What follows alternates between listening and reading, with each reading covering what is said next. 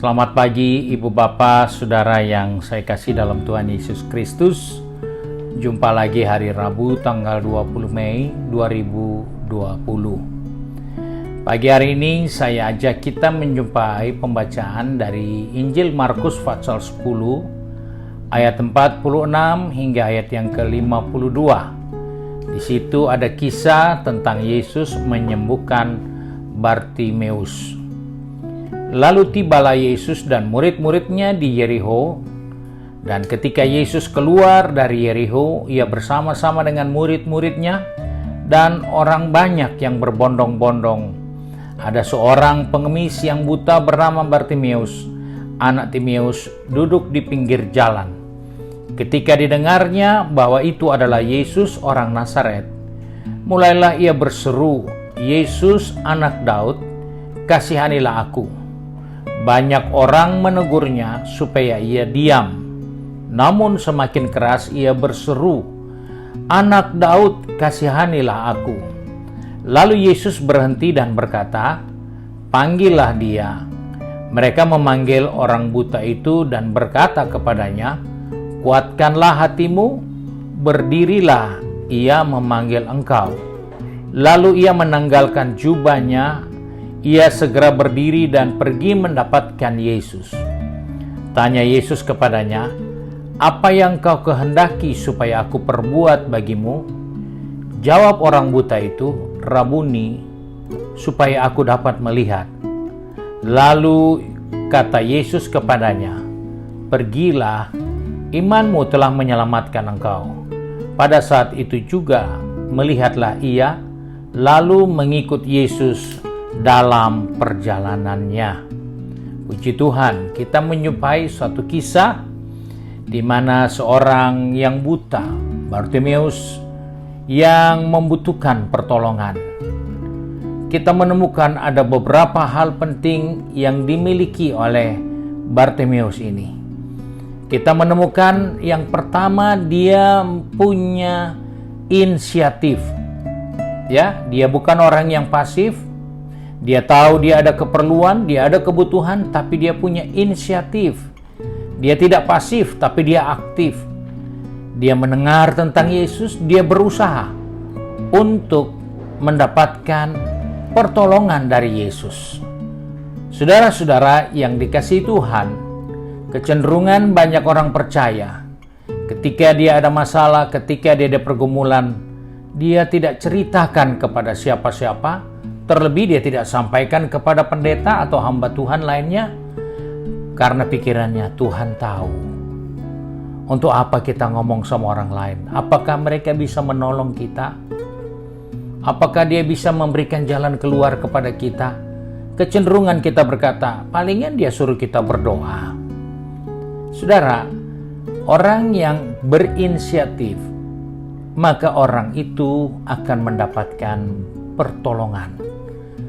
Alkitab hanya ingatkan kepada saya dan saudara, siapa yang meminta, dia akan mendapat. Siapa yang mengetuk pintu, dia akan dibukakan pintu. Siapa yang mencari, dia akan mendapat. Jadi kita menemukan di sini hal yang penting yang ada pada Bartimeus. Dia berinisiatif. Dia bukan orang yang pasif.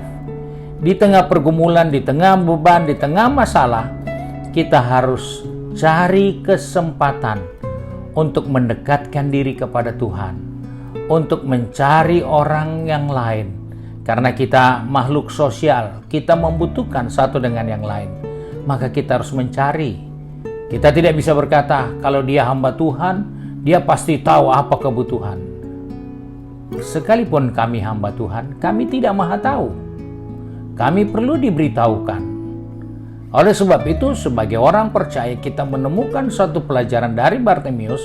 Dia orang yang berinisiatif. Dia bukan pasif. Hal yang kedua yang dimiliki oleh Bartimeus yang kita perlu miliki, yaitu dia orang yang tegar.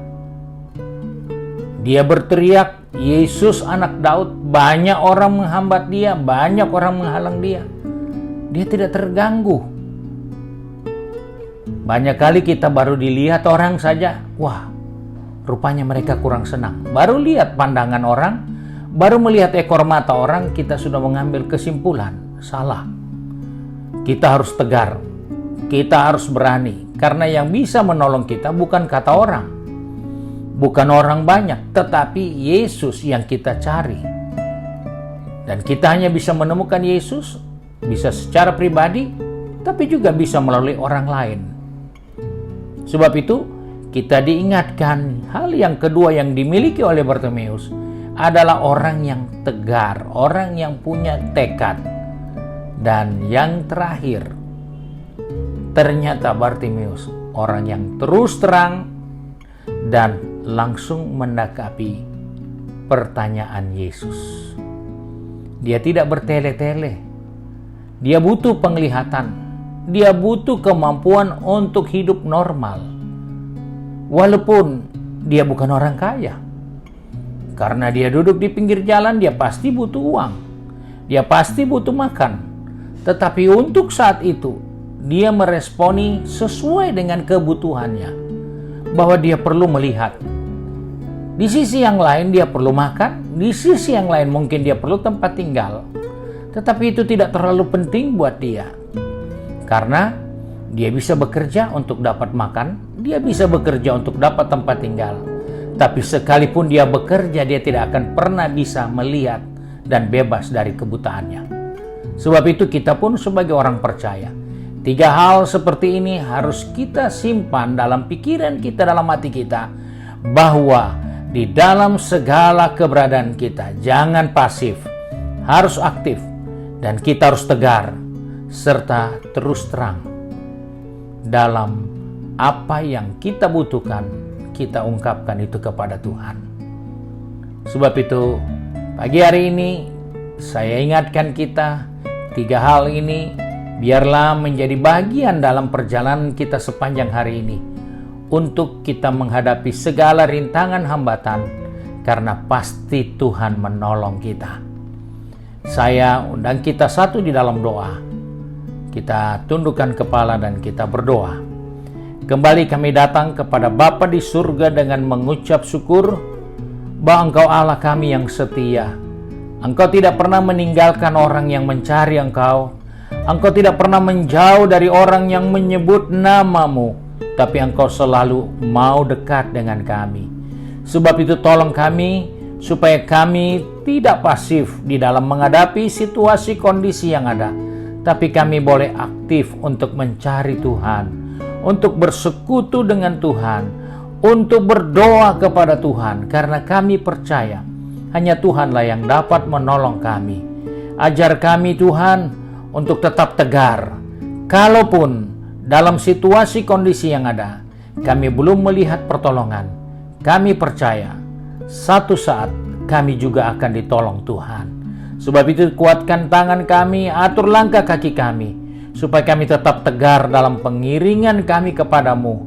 Dan ajarlah kami untuk selalu berbicara, mengungkapkan segala sesuatu yang kami butuhkan. Kami bukan mau hidup nyaman, tapi kami tahu apa yang kami dapat kerjakan untuk mendapatkan berkat. Tapi apa yang kami harus minta, kami harus minta. Karena itu yang kami tidak dapatkan, walaupun kami bekerja. Sebab itu tolong kami Bapa, supaya kami dapat melakukan apa yang menjadi kehendak rencana-Mu dalam kehidupan kami sepanjang hari ini. Kami mulaikan hari ini dengan bersyukur, yaitu di dalam nama Tuhan Yesus Kristus, Juru Selamat kami, majikan kami yang baik dan setia. Haleluya. Amin. Tuhan memberkati kita, dan jangan lupa sebentar sore merupakan ibadah pelwap yang dimulai pada jam 4 sore secara live streaming melalui YouTube channel GPD Bethesda Makassar. Dan jangan lupa untuk meneruskan renungan-renungan ini kepada saudara-saudara, kawan-kawan kita, supaya mereka juga dapat menerima berkat Tuhan. Tuhan memberkati kita semua.